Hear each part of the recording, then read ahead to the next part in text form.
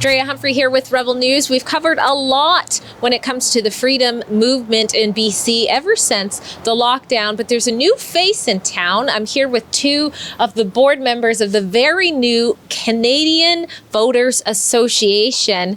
We're just about to go up into the office to speak with Kari Simpson. Shelley, what's your role here at the Canadian Voters Association? I'm one of the board of directors and working with Kari for the inception of creating this united front of Canadian Voters Association that joins up all these groups that's been going on across the country and have limited access. We want to bring them all together.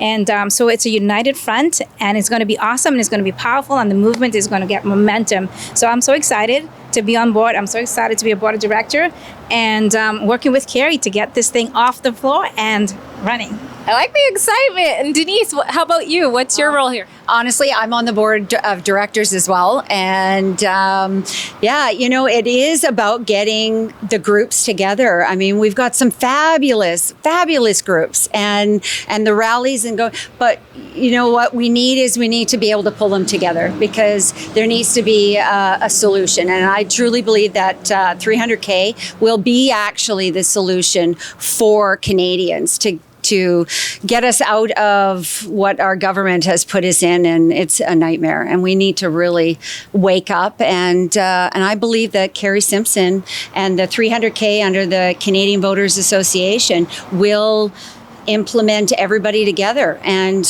we'll be a powerhouse. I really, truly believe that with all my heart. And Denise is our social media guru. Okay, so that's what she is for the organization. She's our media guru, and she's behind a lot of the scenes. When you hear in the email, this is the face you're going to see, right? And this is the person who you're talking to all the time. I'm helping with the structure and the organization and putting all that in place. All right, well, we're going to go hear more about this new movement. But before we do so, if you appreciate that Rebel News brings you the other side of the story on all and every angle, please consider supporting our independent journalism. We do not get millions of dollars from the feds like state media. So you can donate to support our journalism at rebelfieldreports.com.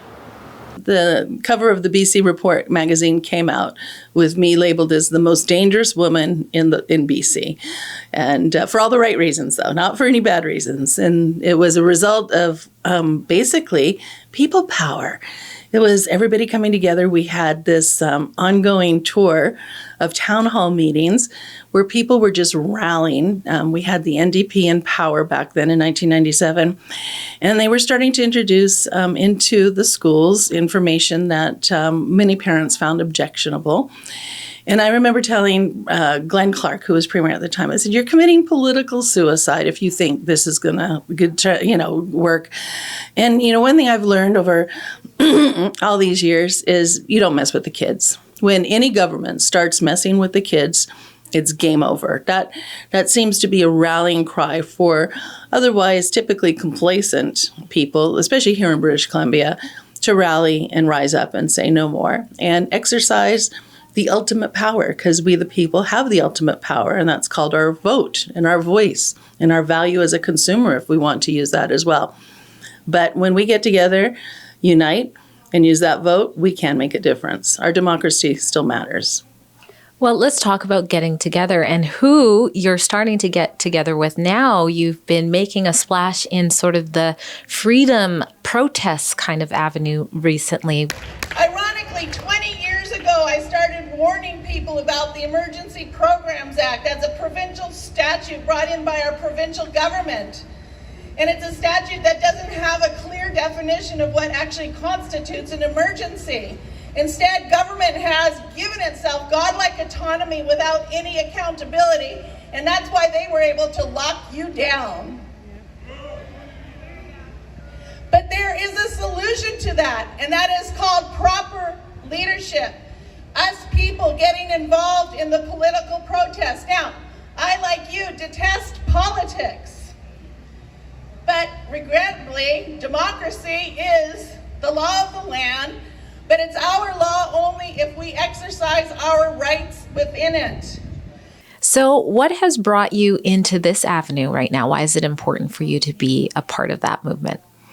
Well, over the last year and a bit now, we've watched and helped a lot of these groups. We've given them information. We've helped on legal issues. You and I, we've crossed paths at the churches. The work I do is basically to undergird and support and enable people to get out there and do these kinds of things. But it became very clear to me recently that the momentum, the people are being ignored. And, some of these groups have 100, some have 50, some have 500, some have thousands. Yet the protests and the rallies are being ignored by the politicians, the people that can truly make a difference. And one of those reasons is because I don't think people sometimes understand how to bring about a solution-driven campaign. They think, oh, well, if we get enough people out and protests, our politicians will know we're upset and they'll bring about the change needed without knowing what the change needed is. Our organization and the work I've done for all these years has given me an ability to know how to make those things happen. For years, when there were problems with too many apprehensions in BC, it's through legislative change that you make these things happen. The Infants Act. So when we see these protesters concerned about what's transpiring as far as the loss of freedom and liberty, for instance, here in BC, there's a simple solution. It's one I warned people about, ironically, 20 years ago under the Emergency Programs Act. These are laws and statutes that our elected officials, so the people we put in governance over us, have the power to either exercise or change if need be. And one of the problems with the Emergency Program Act in the provincial statute is that there's really no clear definition of what an emergency is. So the state has been allowed to, Premier Horgan, basically come in and impose these lockdowns, creating his own definition of what constitutes an emergency. Simple solution, amend the Emergency Programs Act. How are you going to do that? Well, you need enough people united to make sure that there's a political party that's listening to the people and will bring about those changes. Same thing with people concerned about children being vaccinated against people's parents' consent. Easy solution, amend the Infants Act. And again, proper political leadership, proper policies within a political party are how you bring about those changes. So when it became clear to me that a lot of these groups were basically protesting and rallying without being heard or respected for that matter, and I'm concerned about that, it's time to spank the politicians, really. And the way you do that is you unite all these groups, unite all these people under one movement. And regrettably, this has been a Canadian-wide movement. And I say regrettably because that's more work for myself. If it was just BC, trust me, it would be a lot easier. But you know what? We've been able to bring so many people together across the country now, united under what we are calling the 300k.ca campaign. So 300,000 like-minded Canadians. We don't have to agree on everything, but those basic democratic principles that keep a nation free, that keep a nation sovereign, that keep citizens at liberty to live their lives without too much government intrusion. Those are the basic principles that we are going to be putting out as the pillars of democracy. And if you agree on this, then you need to join the 300,000 campaign. And I bet we're going to get more. I think we'll hit 1 million Canadians because people are pretty excited about this. But what we're doing is uniting those voices.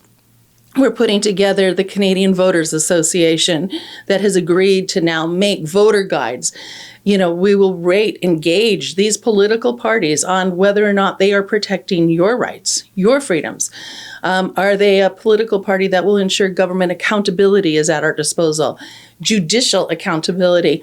This is a new field that we really need to be working on.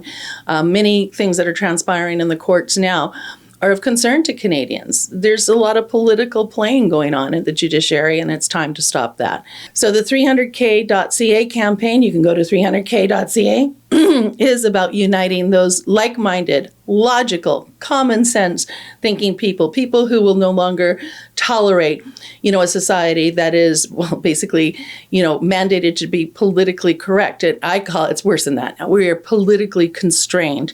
The cancel culture, this business of pitting Canadians against Canadians on identity politics ends now. Canadians are a good, united people. This is the best country to live in. We don't want a global takeover, a globalist agenda to come here. We don't want a great reset. heads up, Trudeau. We want a sovereign and independent nation, one where Canadians have a voice when they're listened to. The 300k.ca movement gives that. So we can put all this organization to task, and we've done that. People need to take the initiative, though, and join, right? They need to add their voices. They need to add their voices, their votes, and their value as a consumer. And it's easy. All the work is going to be done.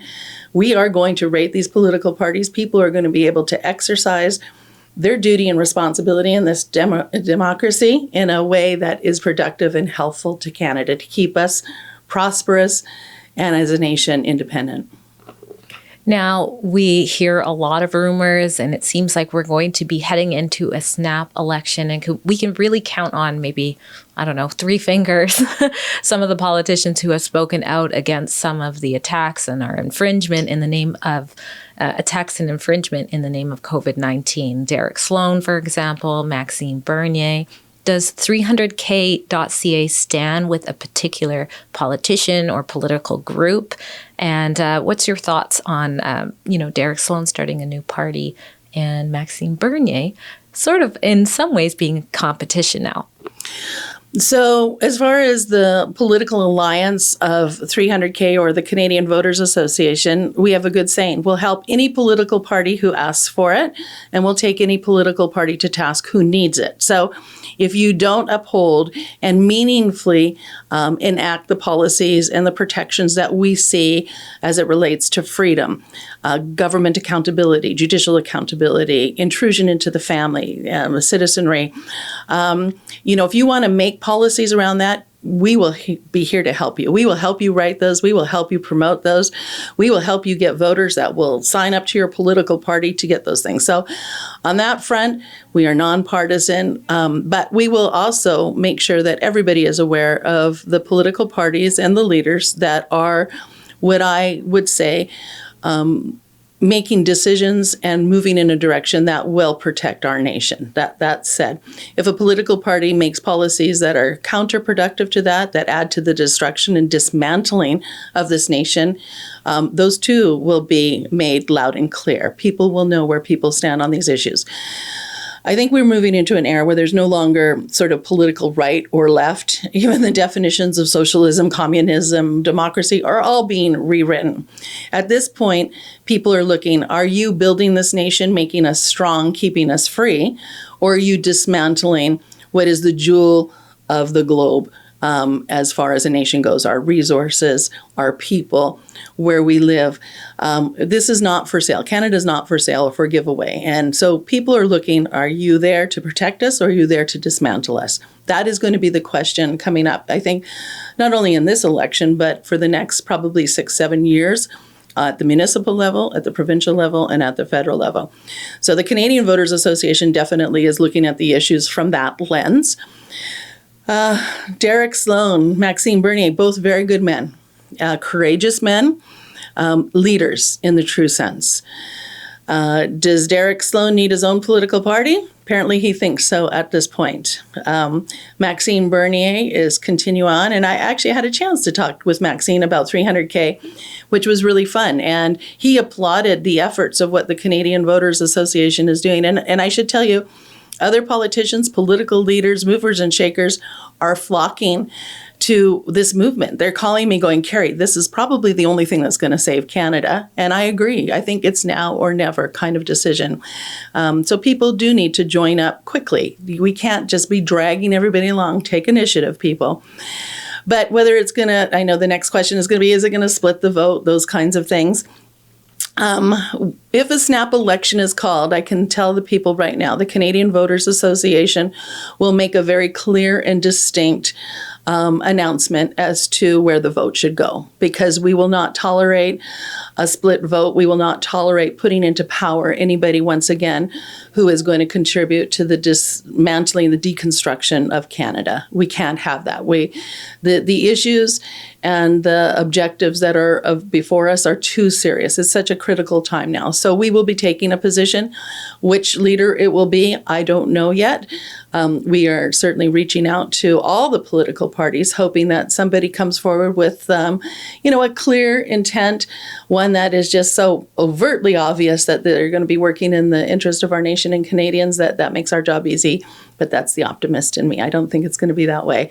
It's going to be a serious, serious discussion and decision when that time comes. Yes, I do believe we're heading into a snap election, and I wouldn't be surprised if we're shortly thereafter with another lockdown. So Canada is changing, people. It's now or never. If you'd like to help fight for the other side of the story to be told, please support our journalism by donating what you can at rebelfieldreports.com. We appreciate your support, and it's the only way we can do what we do.